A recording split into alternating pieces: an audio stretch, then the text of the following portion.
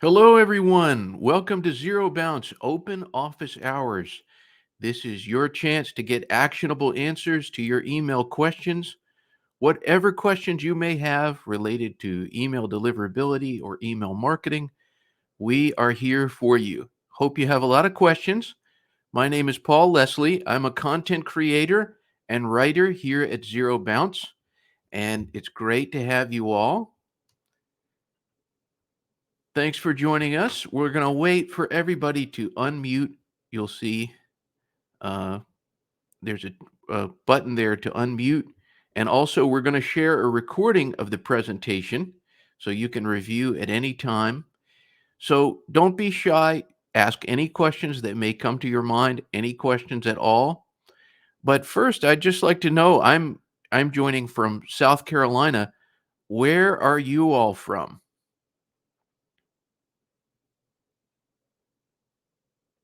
Don't be shy.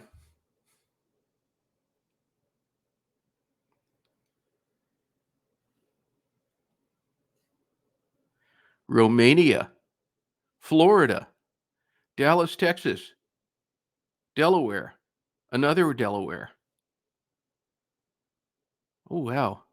Halifax, Nova Scotia, New Hampshire, the United Kingdom, Phoenix, Arizona, Colorado. Thank you all for joining us. We have an international crowd with us. All right. So I'm going to introduce one of our presenters today, Chris Gallego. He is Business Development Manager at ZeroBounce. Chris has nearly 2 decades of management experience with time in law, medical, mortgage banking, and now email deliverability. His knowledge and skill set have helped countless partners achieve their sales objectives, and he's here to help you achieve yours with game-changing email deliverability tools. So we're going to bring Chris on, and he's going to say hello to you all. Hi, everyone. This is Chris Gallego.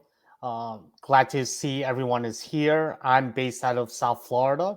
Just in case for those Floridians, I am based out of here, originally from New York, but I'm very excited to speak to you all, ranging from different parts of the world. So this is an exciting moment for me to be able to speak to you all. Thank you for the introduction, Paul. Absolutely. And folks, Chris is very open. If you want to connect with him on LinkedIn, there's a QR code there in the corner. Don't hesitate to get in touch. And then I'm going to introduce Brian Minick. He is the Chief Operating Officer here at ZeroBounce. Brian is an email deliverability thought leader. Brian oversees the support and sales teams, and he makes sure you get the most out of ZeroBounce. He has more than 15 years of experience in tech and marketing. Just like Chris, if you want to connect with Brian, he's very accessible. There's a QR code there for LinkedIn. Say hi to everyone, Brian. Hey, Paul. Thanks for having me today. Sorry about any voice. Feeling a little stuffy here, but all good. In South Florida, definitely have met some of the people here in the crowd, met them live in person at some of the shows. So I want to thank everyone here, for joining. And I hope between myself and Chris that we can certainly answer any potential questions that you have. And make sure you get the most out of email marketing. Thanks, Paul. Absolutely. Okay, so do not be shy. If there are any questions that you have about email deliverability, about avoiding the spam folder, maybe just little tips that we've noticed that tend to work in email marketing. There's a lot of topics. We are happy to answer any questions. Don't be shy.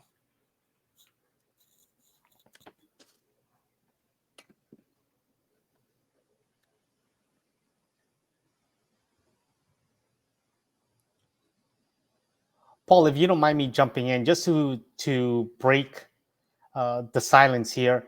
One of the things about email deliverability and the importance of it is our ROI.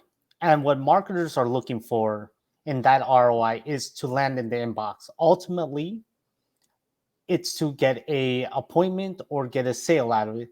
But to get into the inbox, you need to take certain steps. And if you will allow me to tell you, the first step is validating your email database. Secondly, getting it prepped up, getting your email, your content ready to be delivered. But it takes more than that, guys. It takes where you have to look at the body of the email, the subject of the email. And when I say body, you don't want to include 20 links to take people to different places because that will deter your deliverability. And now you ask yourself, but why? Well, it's very simple. Companies are now looking at where these links are going. And if they look malicious, they look strange, it's going to land in the spam box. And that's obviously what we're here to avoid and understand that. So I just wanted to break the ice with that. And then we can start this conversation where we're very happy to answer any of your questions. Excellent points there, Chris. So our first question, Justin Perkins, if you were going to pick one of the biggest, don't do this, whatever, don't do this items, what would it be? So as I was just mentioning, having multiple links in your content, having a spammy subject line is one of the big things I would want to avoid. And what's happening now with email deliverability is companies are looking at where these emails are coming from. They're looking at the links before it gets into the inbox. And they're doing multiple checks on these emails, which they didn't do before. Now they are. Why? Because people are getting so much junk in their inbox that companies have taken the lead and say, okay, we're looking at this email. This email looks good.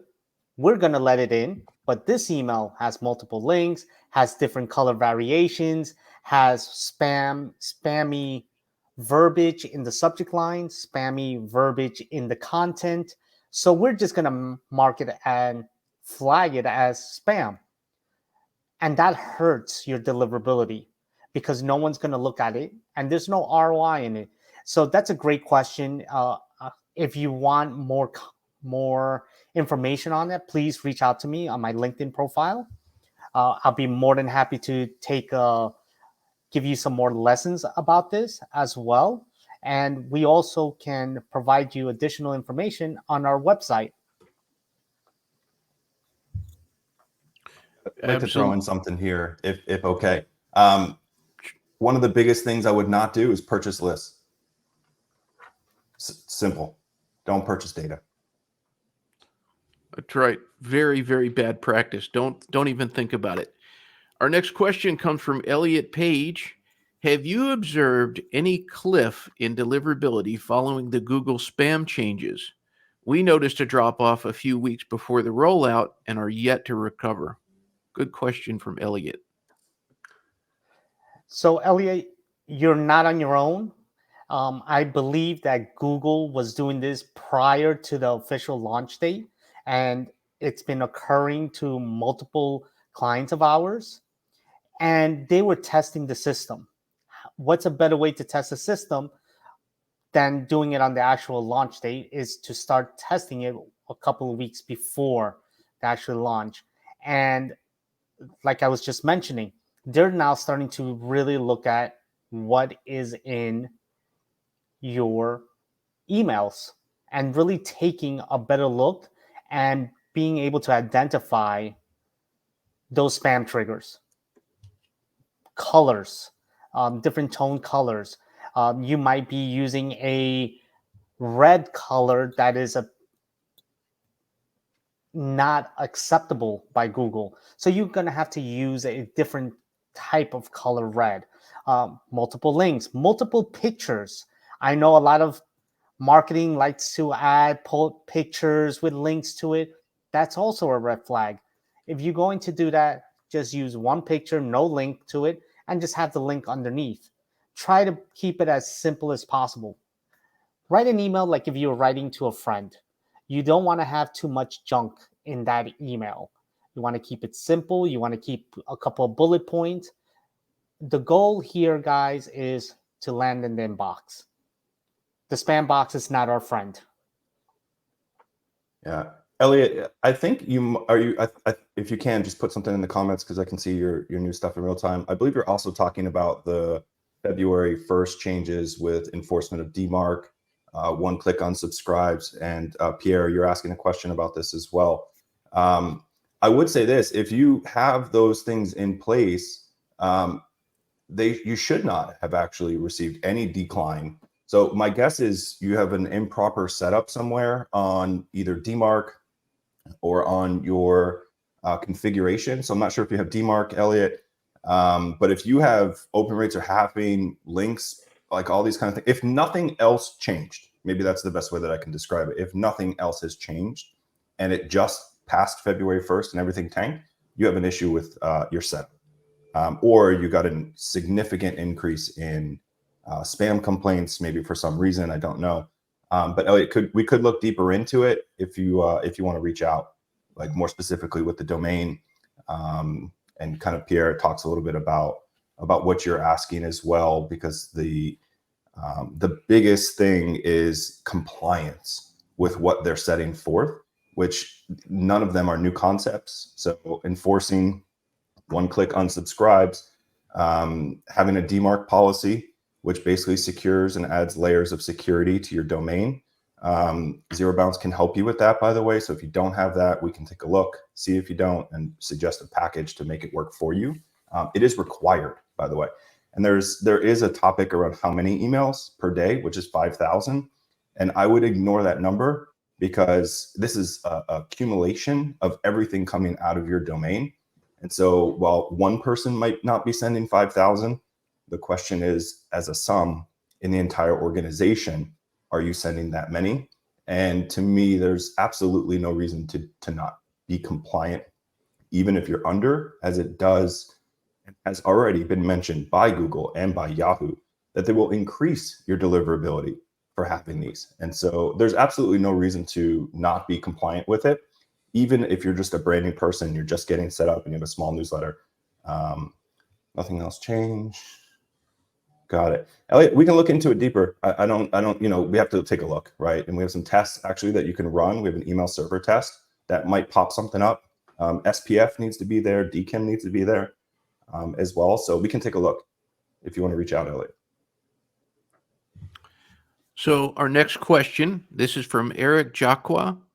Can you talk about things to avoid to not get flagged as spam? It's a big question, but what do you all think?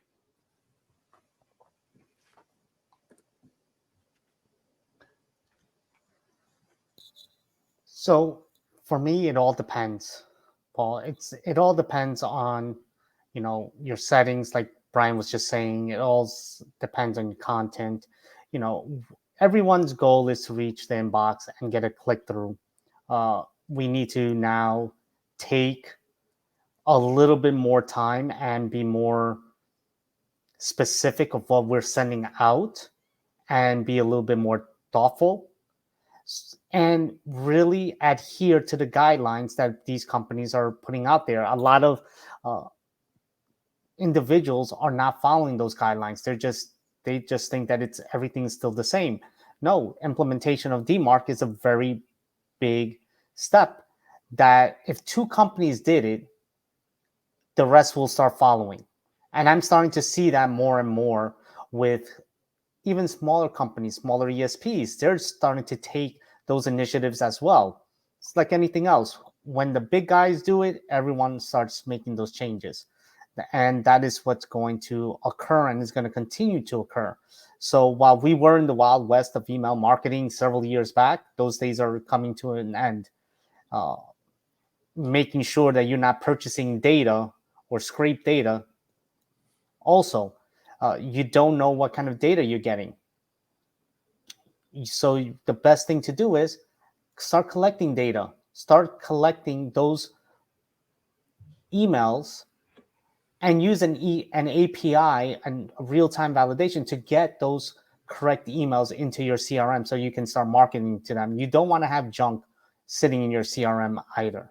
So there's multiple ways, multiple facets of getting through to people to your potential clients, and it's like a piece of pie.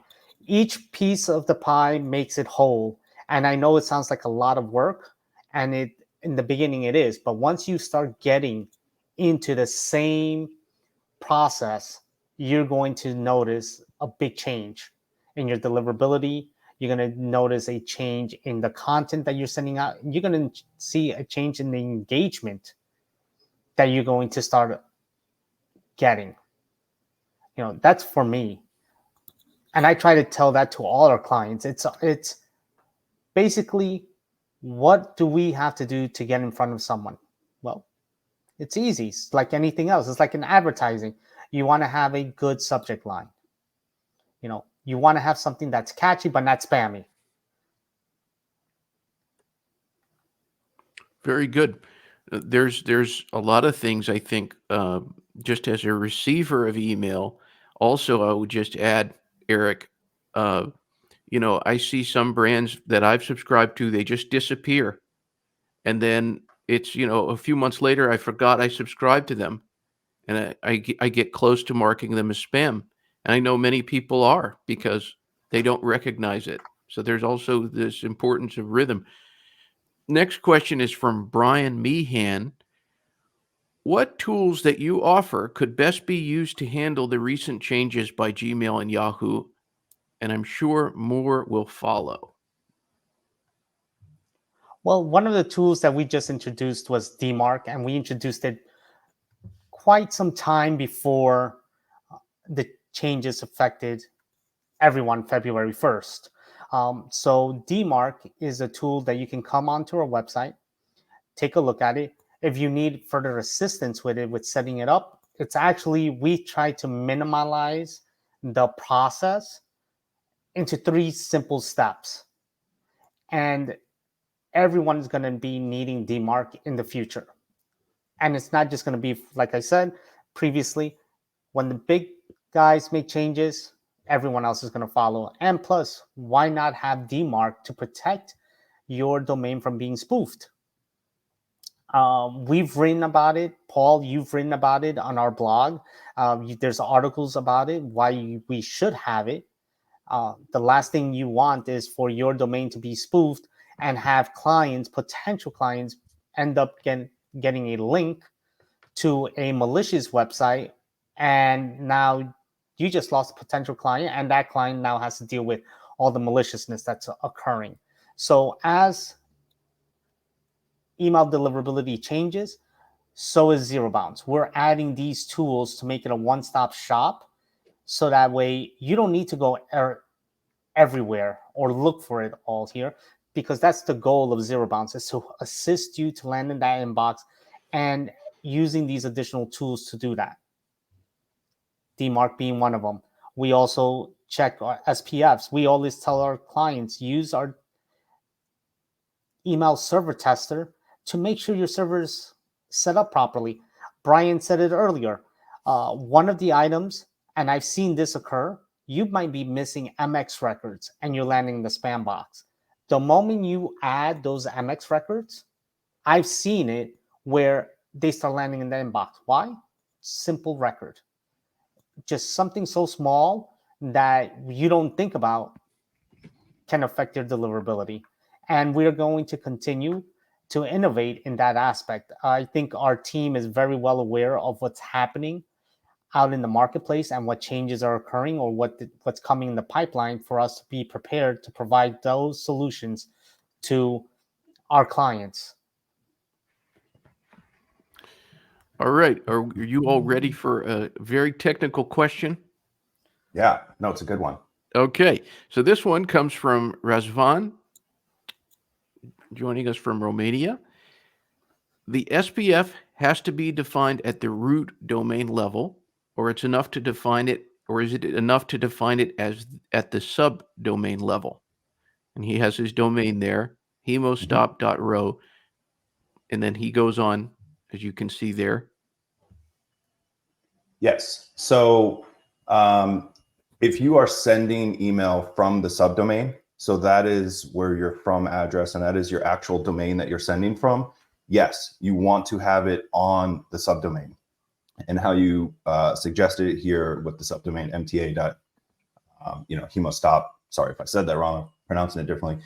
And I noticed also you have it as a soft fail. So with the tilde next to all is a soft fail for anyone that's maybe not familiar with this. And soft fail means that it will still be delivered, but kind of there's some judgment calls that might take place on the mail server itself, the receiving mail server.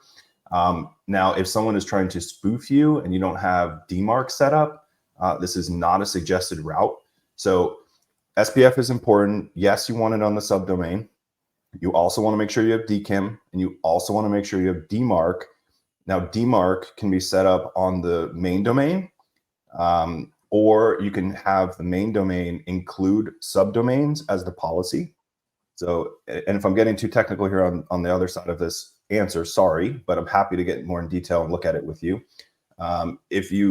So DMARC is really what you need with this, is kind of my answer, because DMARC can enforce on the domain, and then there's a setting as well for the subdomain. So should subdomains also inherit the same policy as the main domain? And also they're going to be checking SPF and DKIM as part of that. So the answer is yes, you definitely want it on the subdomain.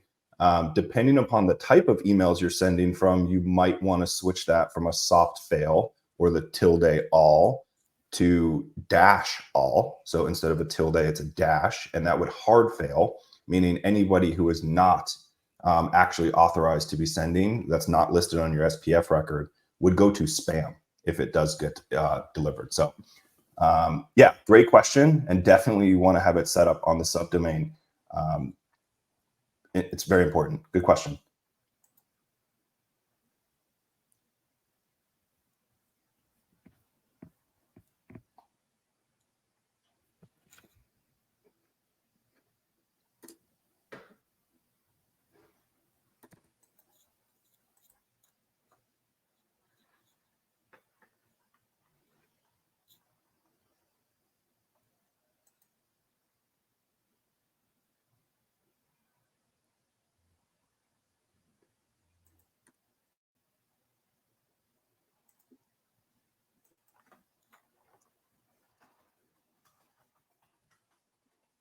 Chris, are you hearing Paul? No, I'm not. Oh, Yeah, Paul, I think we lost your audio. I was going to. to say, I didn't know if it was me. I'm back. Sorry All about right. that. This is from Elliot Page. Does sender name have to match domain each time? We've had 2 to 3 newsletters going from one email. In effect, the newsletters are sub-brands. Elliot, this is a good question. Does the sender name have to match the domain name? I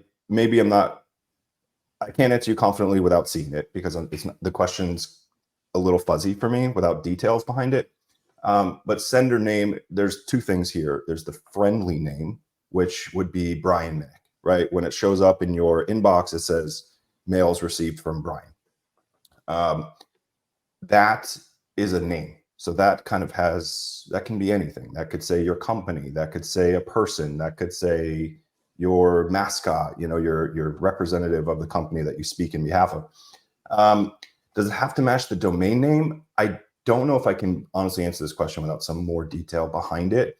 I would say that if you're talking about sub brands, and maybe you have, I'm just going to make something up here on the fly, you have a parent company, and then you have 3 companies under that. I believe that's what you're saying to me.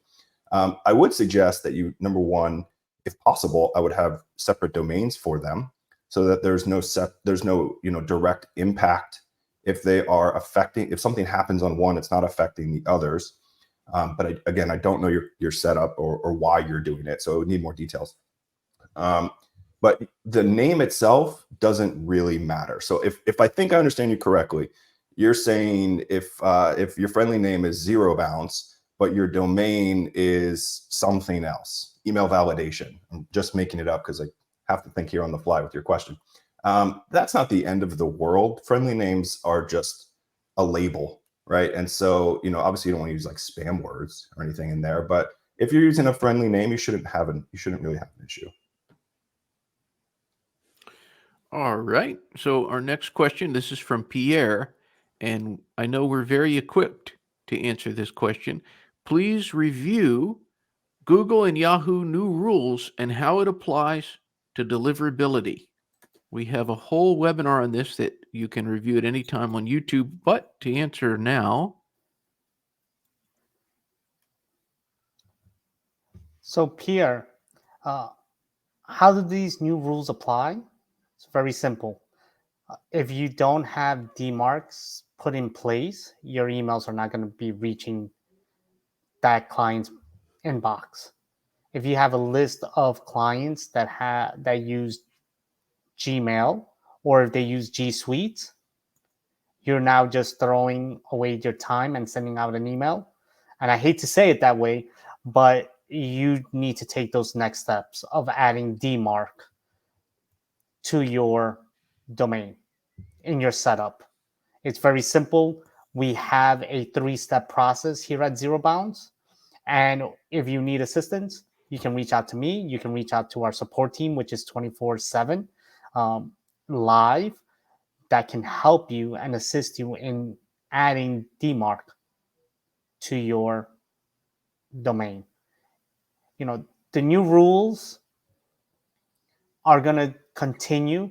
And if you think that you can find a way around it, it's not going to be good for you. I'm just going to say that your deliverability is just going to drop. And that's not what we want for you at this point in time. We want you to get in the inbox. Just add DMARC to it. Make sure your MX records are good, your SPF, your DKIMs, your DCAMs.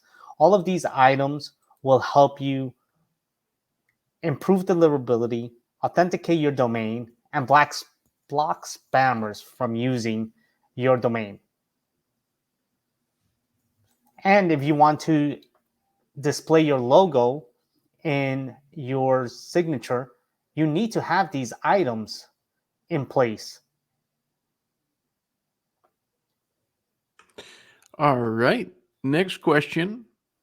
Holly Clark asks, what is the best way to make sure you are not placed on a Gmail promotion or updates tab? Well, for me, Good one. That's a tough one.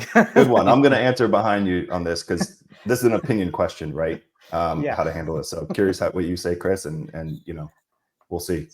So that's a tough one because promotions, I get a lot of promotional tabs on my Google account saying sales, using simple trigger words.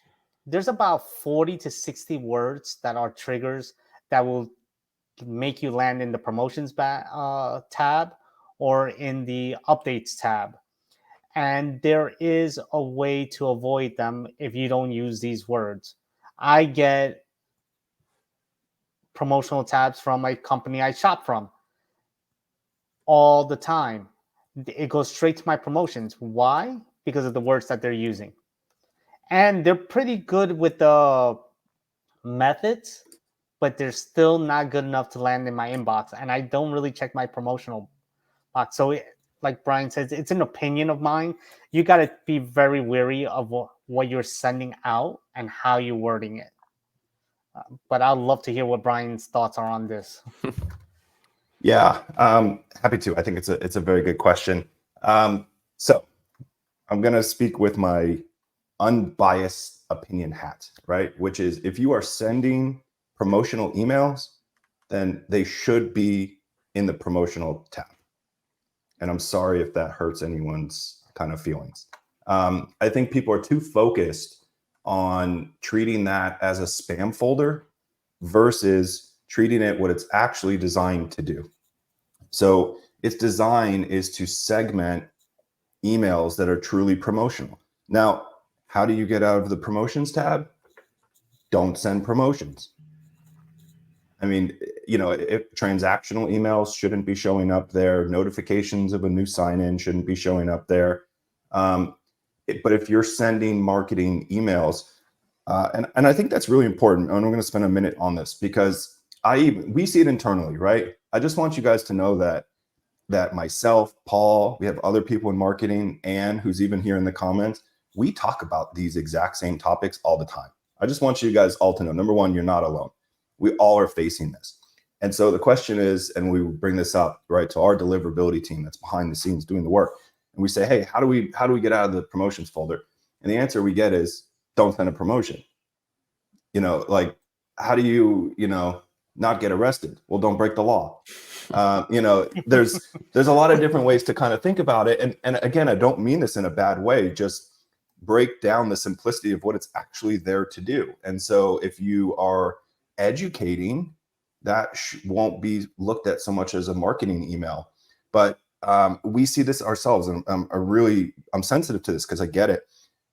For example, we release a new product, right? This is a perfect example that I can share with you guys. By the way, whenever we do something, we send emails, our legal team gets involved, compliance gets involved. It is a process, and we're sensitive to it. And the rule of thumb is that you can't send notifications, for example, that include marketing promotions, such as a discount, such as an offer. There cannot be an offer in your email if it's what you consider a notification. And so if I want to say, hey, ZeroBounce releases DMARC, we did this email, I can do that, and it should go into either the inbox or updates. That I don't know exactly what that one particular fell under, and it should go under one of those two. It's an update, or it's it's more of a transactional notification. But if I said ZeroBounce releases DMARC product, and here's 20% off, that's a promotional email. That's a marketing email. And so it should go into the promotions folder. So they're really just doing their job, to be very honest. And I think the focus should be more about, what are you trying to accomplish? Are you trying to accomplish education? If so, get the offer out. If you're trying to accomplish a sale, then that's where they're looking. So if they see your email in the promotions, they're like, okay, flash sale, right? That's not an inbox worthy email, is the truth, is how they see it. And their job, always remember this, I always try to look at things reverse. Their job is to do what's best for their end user, not for you as a sender. They want to make the best product for their end user, which is the person reading the email. So think past that kind of initial level. That's kind of my answer here around this. And I understand the challenges, and I understand as a marketer why you want your promotion in the inbox. I totally get it. But think about it a little bit differently, and you might see different results. And that's very worthy of an A/B test, by the way. Split your audience in half, send something without the offer, see if it inboxes versus promotions, see what that does to your ROI on that campaign, and then do what you've always done. Put the offer and see if it goes to promotions. What's the outcomes? But try it. I would really recommend you try it and kind of prove to yourself what the end results always tell me everything. Always. Whether they're good or bad, it still told me something. Great question from Holly, and great answers from you all. We have another one from Holly. She wants to know, any thoughts on reasons why open rates would have moving from one ESP to another? She says both of the ESP are major players. It could be because of the filters. And great question, Holly. It could be the filters that are set up on the other ESP's end, where they're looking at, like Brian was just saying, if you have a verbiage that has a promotion in it, yes, they might flag it as maybe not as a promotion, but maybe as spam. So that could trigger why you're landing in the spam box and you don't even know it, and why there's less open rates on your end. But it could be also that you're missing records. That's why we tell clients, use our email server tester to make sure that your server is set up appropriately. If you're missing one record, you're not going to land in that inbox. And it can go even further. If your domain has been flagged, if your sending reputation has taken a hit, if you're been known to be a spammer, that could be another reason why. There's not just one direct answer. There's multiple directions that we have to look at and see, okay, we need to take step by steps and see why. Everyone wants to know, oh, is there a clear answer? No, sometimes it takes multiple steps to get to the root cause of it. You might be purchasing the data. That data's bad. Those emails are no longer good, and you're getting bounces and you don't understand why. Or the ESP that you're using is not providing you that data and you don't understand why. So it's just more than one answer, Holly. And if you want, you can reach out to me and we can dig in deeper into your case and try to come up with a solution that will be a benefit to you. I have a little bit of a technical, sorry, my voice is killing me today, but I have a little bit more of a technical answer for you, Holly, on this, which is no ESPs, big names are exactly the same. I'll say it again. No two ESPs it's not identical. It is not, getting your coffee from one Dunkin' Donuts to the next one. It's getting coffee from Dunkin' Donuts and then Starbucks. You're getting coffee, but it's going to taste different. Their way they serve it's different. It's priced different. And so what's happening there is you also have, so I'm assuming absolutely nothing changed. All you did was move. I don't even want to name names because that's not fair to anybody. You moved from ESP1 to ESP2. Again, nothing changed, meaning you properly set up the DMARC, DKIM, SPF, because that needs to happen if you move ESPs. If nothing else changed, but my guess is other things should have changed, by the way. So I will say that if nothing else did change, that's actually a problem because you should have changed DNS records and you should have changed potentially some other things in the setup as part of that process and remove the old ESP settings that were previously on your domain. If you need help with that, reach out. But the other part, so again, if everything was set up perfect on ESP1 and now everything was set up perfectly on ESP2 and ESP1 was totally removed from the equation, the only difference you would have there is now the IP address reputation that is coming from the ESP. So behind the scenes, ESPs are using, it's not behind the scenes, I mean, it's transparent, but most people don't understand that there's many IP addresses being used by these ESPs to deliver your mail. And the reputation of that IP address plays big into your deliverability. So for example, what I have seen, and this is very common, by the way, you didn't do anything wrong. Most people, unless you're a dedicated sender sending high volume, most people are using shared environments. So you and potentially 50 other people are sending from that same IP address.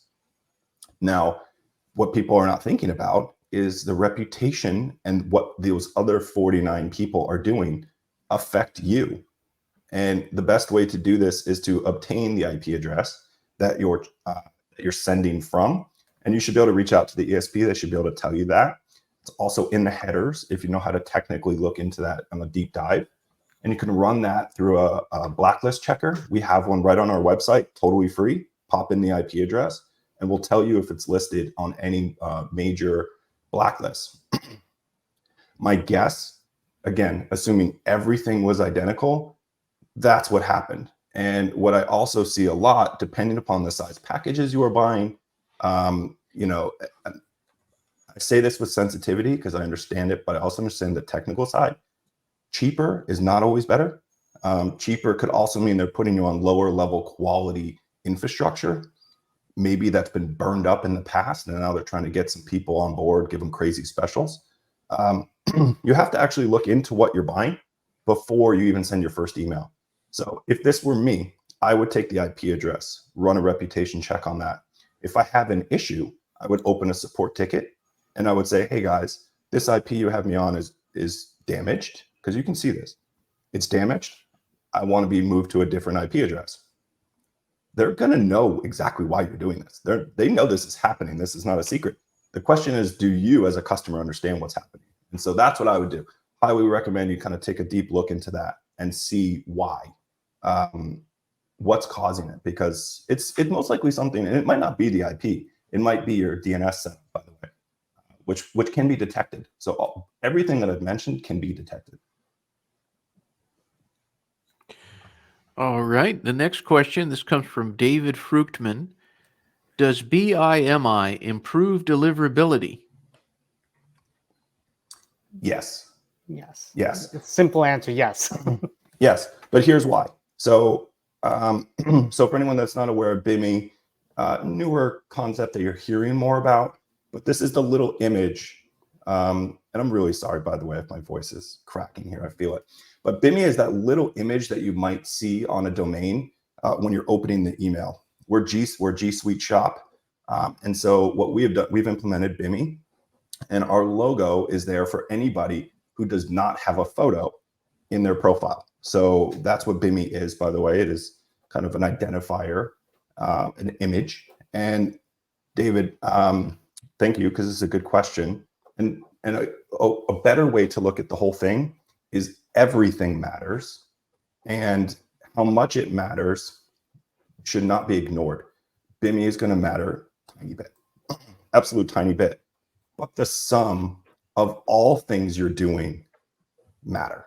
And so when DMARC's in place, BIMI is there, SPF is correct, DKIM is good, the IP is clean, you're sending to good, clean contacts, you have the right kind of messaging. You know, all of these things combined. So I really look at it as, sure, BIMI is a 1%, right?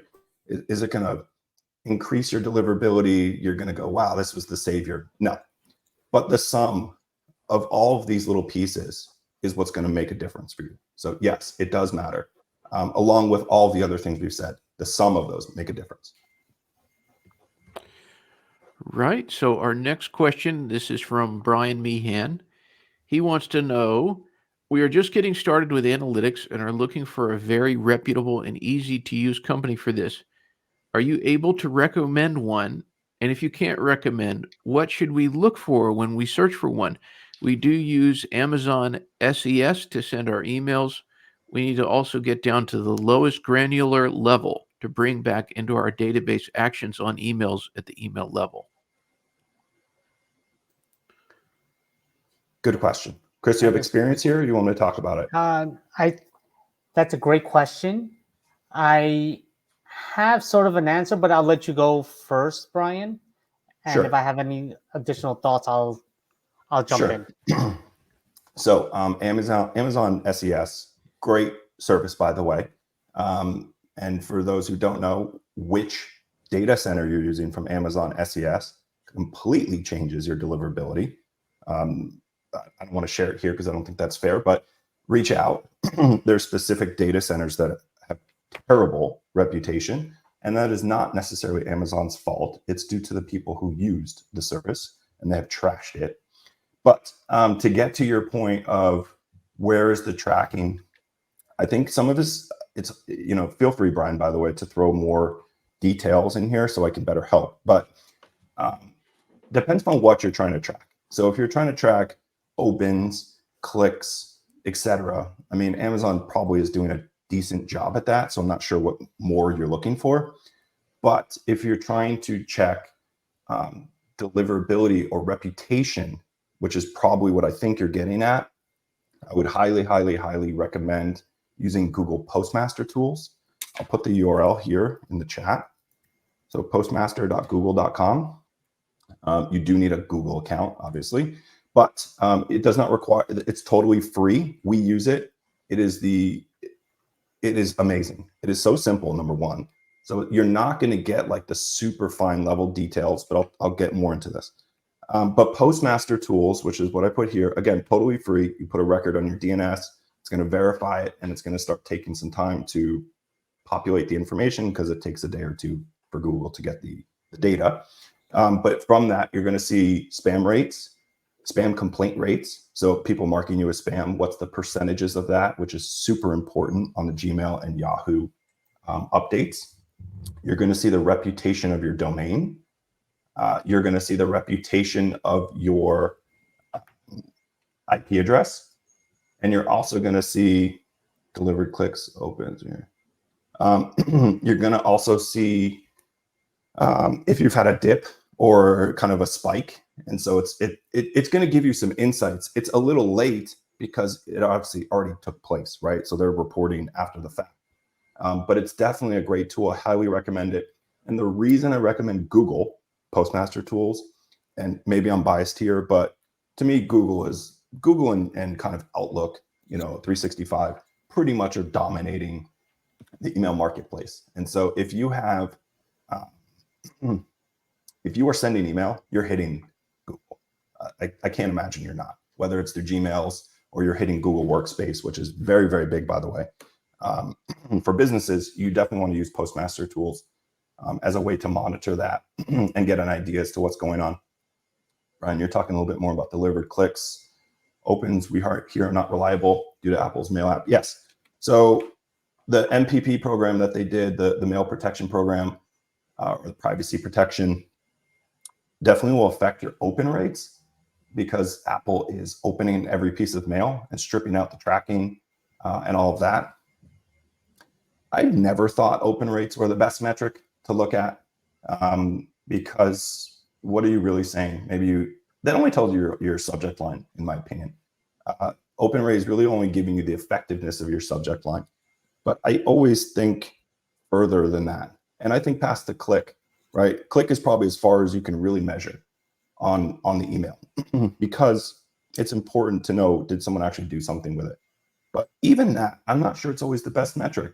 If you say, hey, click here and sign up for whatever, right? My promotion, click here, create an account. Not everyone's going to go click that. They might just go to the website directly, or they might just go like, oh, cool, boom, hop off my mobile, go onto my laptop and go direct. So it's what I'm looking for, and what I would suggest is take it a step further. And now if your goal of that campaign was to generate registrations, again, I have to make stuff up here. See what happened with the registrations right after the send. I think we've all seen enough email statistics. Everything happens very quickly. First day, everything's done. Your statistics are there. Because after the first day, that's pretty much it. Everything, tanks, which is normal. But look to track that instead of opens and clicks, because don't get depressed if your open rates are high, but your clicks are low. We're just in a different time. We have to look at kind of what's in front of us, which to me is like, I'm on my phone all day, right? I think we all are. I hate it. I'm sad to say that. But if I really want something and I saw it on my phone, I'm going to my laptop. I want to see the screen. I want to feel it, right? I'm not going to go put all my credit card information through the phone. Sometimes it's a pain. So, think of actually what's your end result? What's the outcome you're looking to achieve? And then work backwards from that versus trying to work forward into it. That's how I look at some of that stuff. There's one follow-up question Holly had that I thought this might, if you all could answer this quickly. If you do promo emails, but also other types of emails, is Gmail placing everything on the promo tab? And what else besides an offer differentiates between update versus promotion versus inbox? That's a great question, Holly. And this is something that Brian previously pointed out, is that if you're doing an offer, let's say ZeroBounce sends out an email and says, we're offering you a 30% discount, it's going to go into the promotional tablet because of the verbiage. It comes down to verbiage and how you use that verbiage. If you say, hey, ZeroBounce is doing an update, the keyword was their update. That can make you land in not the inbox, but in the update box. It's not going to make you land in the promotional box because we're not doing an offer. We're just letting you know we're doing an update of the validation platform, which will take between the hours of 4 a.m. and 6 a.m. on Saturday, February 29th. So all we're doing is we're giving you an update, a status update of what's going on. And if you don't want to land in those boxes, and Brian said it very well earlier, be mindful of the words that you're using and think of those words as You don't want to use promotions so that way you don't land in the promotion box. You don't want to use update or status changes or verbiage of that nature that will make you land in that promotional box. So you got to use you got to be a little bit more creative. I will say this, uh, read your emails a couple of times before you really send it out. Send it out to a couple of people and do an A/B test and just ask them for their opinions. What do you think of this? I do it myself. I before I send out an email, I ask one or two people to check it and see what they think about it. So that way I and they'll also see where it's landing as well. You can also, I know in today's world with ChatGPT, you got to be very careful, especially if you're letting ChatGPT write your emails. You have to really hone in on the verbiage that it uses because, like anything else, ChatGPT has changed uh, the email deliverability because people are now using it. Oh, let me give it a couple of words, spit it into the system. It writes up your email and you're like, okay, this looks great, but you got to look at the verbiage that it comes up with it. And in today's world, using ChatGPT or using any of these other AI tools, you got to be careful. And sometimes you might have to make some changes because of the verbiage that it's using. So just in the future, Holly, take a better look at the words that are being used in the content or in your subject line.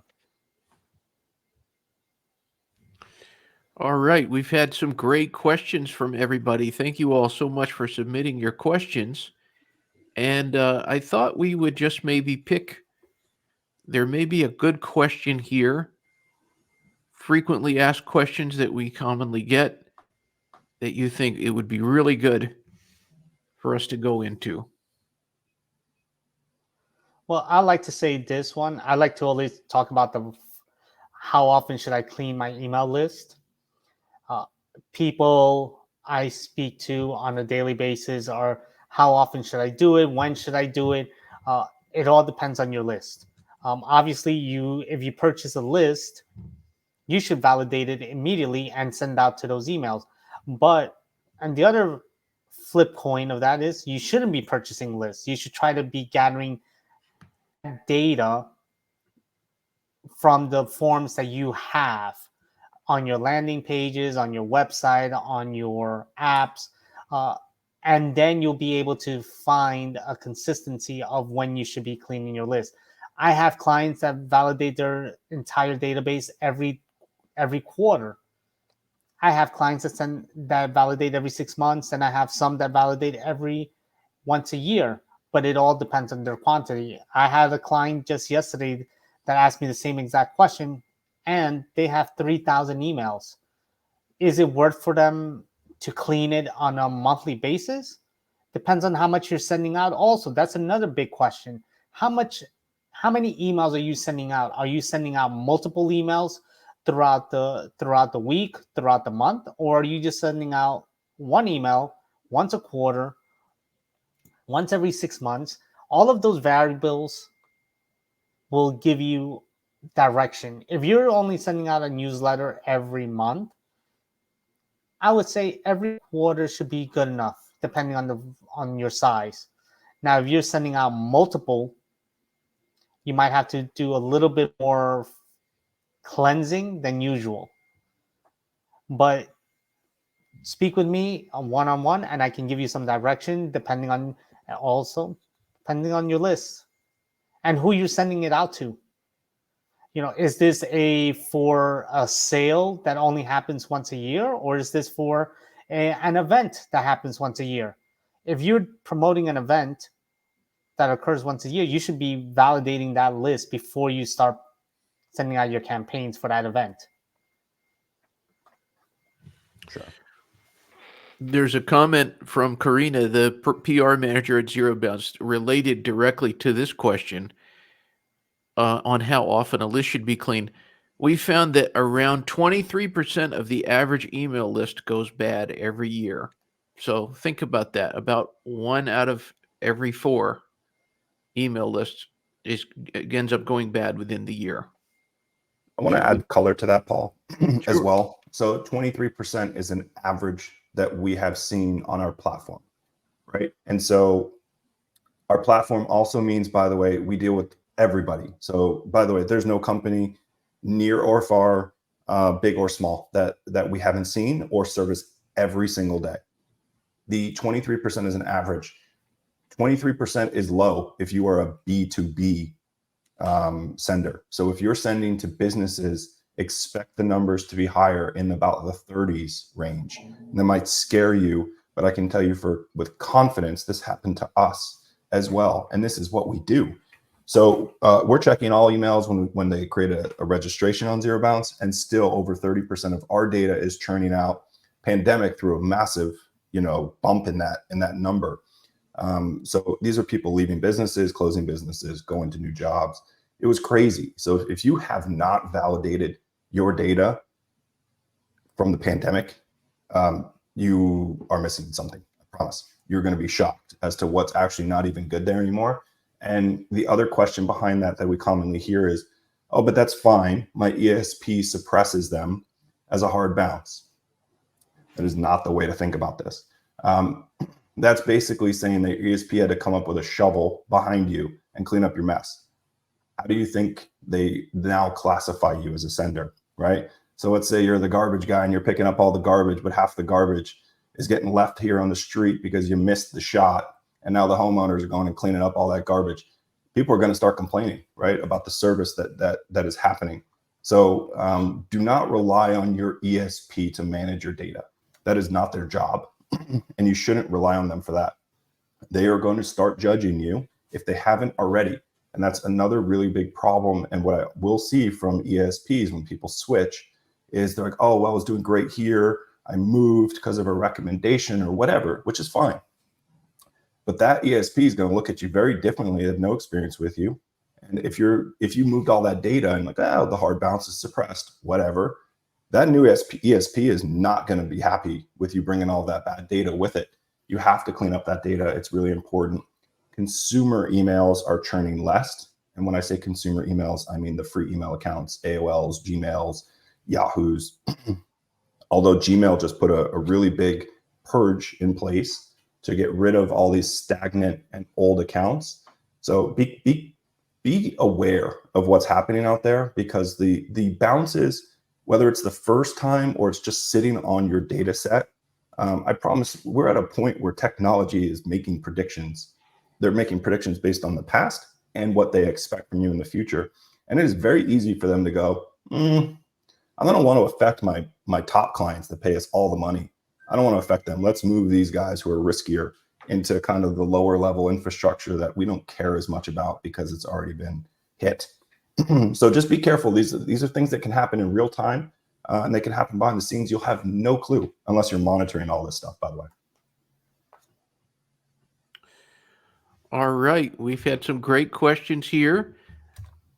Just to tell you a little bit about ZeroBounce, it is the #1 email deliverability platform for more than 300,000 businesses. You can see many of these logos, very well-known brands like LinkedIn, Netflix, Amazon, many, many, many companies. And ZeroBounce offers email validation, B2B lead generation with an email finder, and email security with DMARC and blacklist monitoring. As a bonus for joining us today, we're going to be giving you 2,500 free credits for testing. You can use them on email validation, activity data, email scoring, or the email finder. You're also free to get in touch with Brian or Chris if you have any more questions. If you just like to connect, you'll see there's the QR code there. There's also Chris's email address there in the bottom right corner, chris@zerobounce.net. Always happy to hear from any of you. So thank you all so much. Great questions, great answers. Thanks for joining, everybody. This is awesome. Thank you. Yeah, it was great. Paul. Thank you for all the questions, and I'm looking forward to the next one, Paul and Brian. Absolutely. All right, folks. Thanks for joining us. Have a wonderful day. Bye-bye.